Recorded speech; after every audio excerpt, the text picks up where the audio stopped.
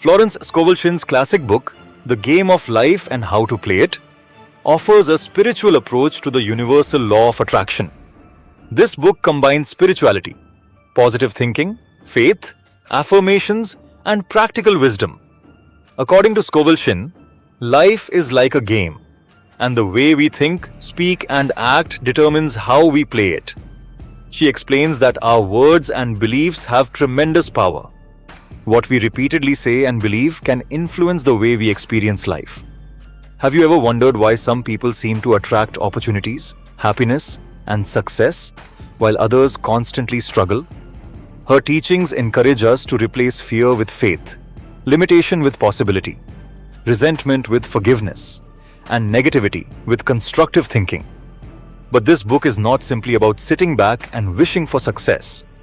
It is about changing the inner game that determines how we approach the outer world. So let's explore its most powerful lessons. Lesson 1.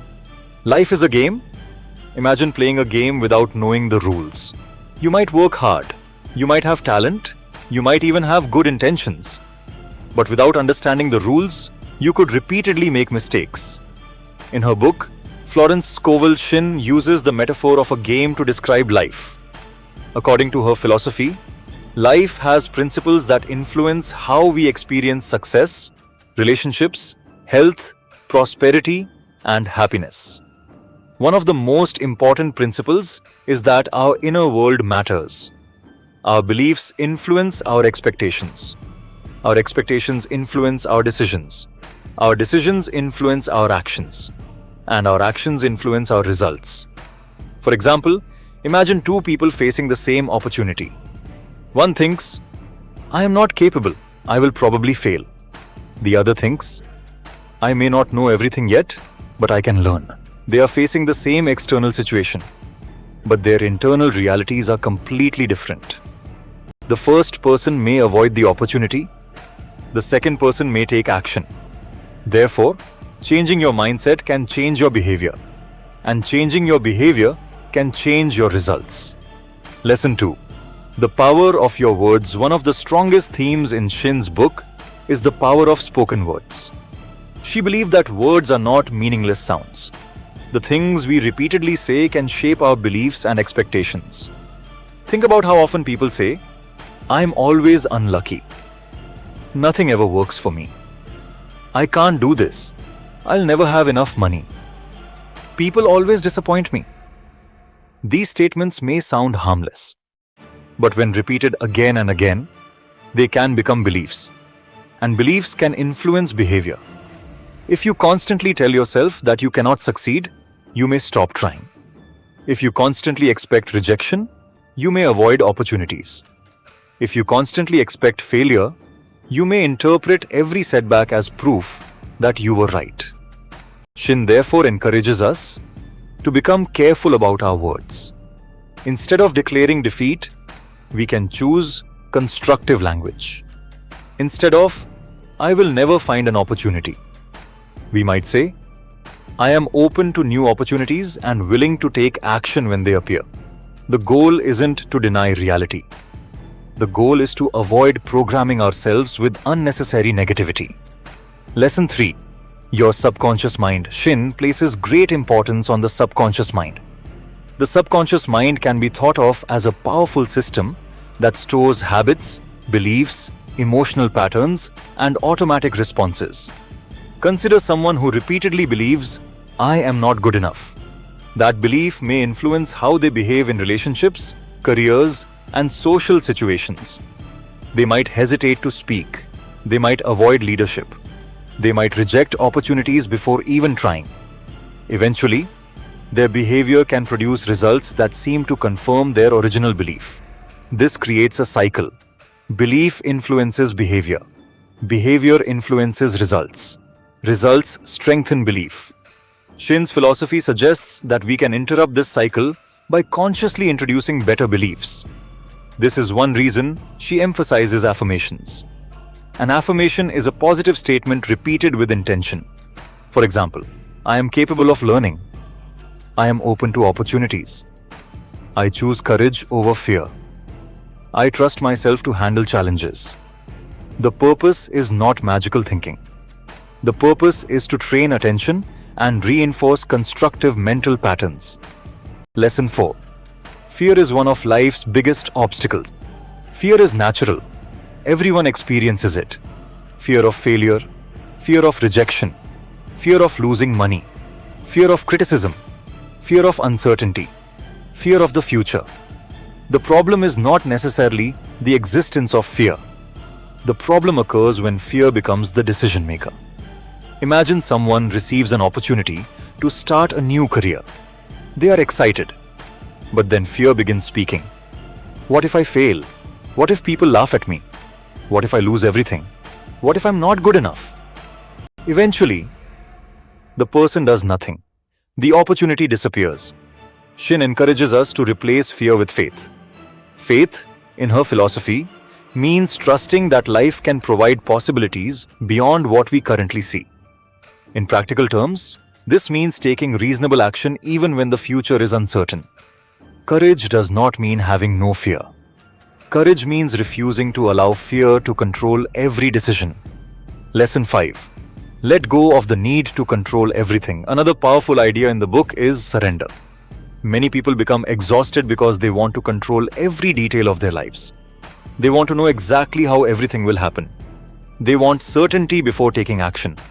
But life rarely provides complete certainty. You can plan, you can prepare, you can work hard, but you cannot control every person, event, or outcome. Shinn encourages readers to trust that there may be solutions they cannot currently see. This does not mean becoming passive. It means doing your part while releasing excessive anxiety about the final outcome. You plant the seed, you water it, you give it sunlight, but you cannot force it to grow faster. Life can be similar. Do what you can, then allow circumstances to unfold. Lesson 6. The power of intuition. Author also emphasizes intuition. Sometimes you experience an inner feeling about a decision. You meet someone and immediately feel that something isn't right. Or you suddenly feel inspired to contact a particular person. Or an idea repeatedly returns to your mind. Shinn viewed this inner guidance as important. However, intuition should not be confused with every emotional impulse. A practical approach is to combine intuition with reason. Listen to your inner voice. Then examine the facts. Ask questions. Consider consequences. Gather information. Then make your decision.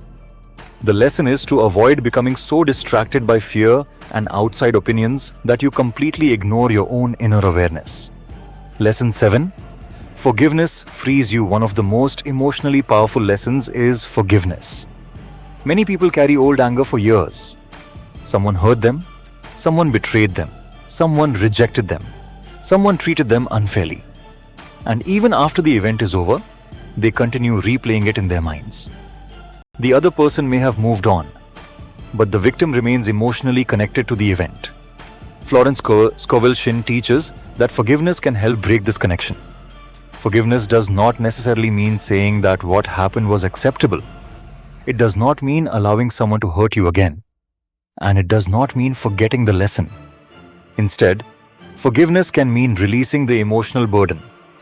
You can say, I will learn from this experience, but I refuse to allow it to control my future.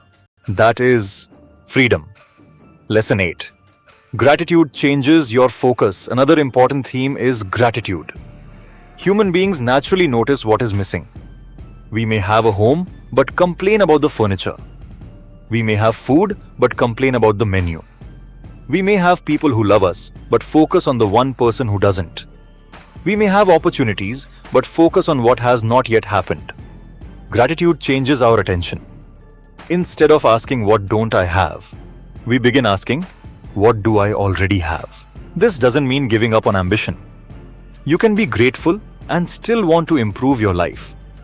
In fact, gratitude can provide a healthier foundation for growth. Instead of pursuing success because you believe you are worthless without it, you pursue growth because you appreciate your life and want to develop your potential. Lesson 9. Abundance versus scarcity. Shinn's philosophy frequently emphasizes abundance. Scarcity thinking says, there isn't enough. There are no opportunities. Someone else has to lose for me to win. Abundance thinking says, there may be possibilities I haven't discovered yet. There are opportunities to learn. I can create value. This mindset can dramatically change how we approach life. Imagine two people searching for work. One sees hundreds of rejected applications and concludes, there is nothing available. The other sees rejection but asks, what can I improve? Which skill should I develop? Who can I connect with? What different opportunities can I explore? The circumstances may be similar, but their responses are different. Abundance encourages creativity. Scarcity often creates fear. Lesson 10. Success requires action. One of the biggest misunderstandings about positive thinking is believing that thinking alone is enough. It isn't. If you want to become healthier, you need healthy actions. If you want a new career, you need to learn and apply. If you want stronger relationships, you need communication and effort. If you want financial improvement, you need responsible decisions and discipline. Positive thinking becomes powerful when it influences positive action. Think of your mindset as the direction of a vehicle. Your actions are the engine. You need both. Mindset and action. A positive mindset without action can become wishful thinking. Action without a healthy mindset can become exhausting and directionless. The combination of healthy mindset and action is powerful. Lesson 11. Don't limit yourself. People often create invisible boundaries around their potential. People with negative mindset say, I'm too old. I'm not educated enough. I don't have enough experience. I'm not talented. I missed my chance. But many limitations exist only in the mind. This doesn't mean every dream is automatically achievable. Reality matters. Resources matter. Skills matter. Circumstances matter. But before accepting a limitation as permanent, learn to ask, is this actually impossible? Or have I simply convinced myself that it is? That question can open a completely different path. You may not be able to change everything, but you can often change more than you think. Lesson 12. Use faith with wisdom. Shinn's philosophy is deeply spiritual. She encourages trust in a higher power and emphasizes faith. For her, faith means believing that there is a larger order to life and that good possibilities can emerge even when circumstances appear difficult. For modern readers, this idea can be interpreted in different ways. Some may understand it through religion. Others may interpret it as trust in life, hope, resilience, or confidence in their ability to respond to uncertainty. The important practical lesson is this: do not allow today's circumstances to convince you that tomorrow is already decided. A difficult chapter is not necessarily the entire story. The biggest lesson: change the inner game. When we bring all these ideas together, we discover the central message of the book. The game of life begins inside us. Our thoughts influence our beliefs. Our beliefs influence our expectations. Our expectations influence our actions. Our actions influence our experiences. Therefore, if we want different results, we should begin by examining our inner world. What are you repeatedly telling yourself? What fears are controlling your decisions? What beliefs are limiting you? What past experiences are you still carrying? What opportunities are you refusing to see? What are you grateful for? And what action could you take today? These questions can transform the way we approach life. Final message. Florence Scovel Shinn's The Game of Life and How to Play It offers a simple but powerful philosophy. Life is not only about what happens to you. It is also about how you think, speak, believe, and respond. Choose your words carefully. Replace destructive self-talk with constructive thinking. Face fear with courage. Practice gratitude. Forgive when you are ready to release the past. Listen to your intuition while using wisdom and reason. Remain open to possibilities. And most importantly, take action. Remember, you cannot control everything. You cannot predict everything. You cannot eliminate every problem. but you can control your response. You can choose what you focus on. You can choose what you say. You can choose what you learn. You can choose whether to remain stuck or take the next step. Perhaps that is the real game of life. Not creating a perfect life, but becoming wiser, stronger, more courageous, and more conscious as you move through it.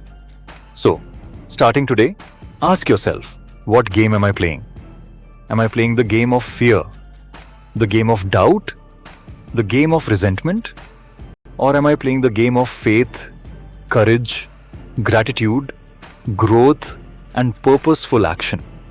Because when you change the way you play the game, you may begin to change the way you experience your life. And that is the timeless message behind Florence Scovel Shinn's remarkable book. Learn the rules.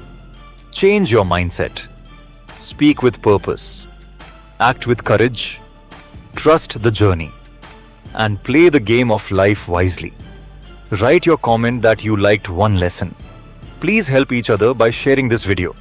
And subscribe to get more inspirational videos.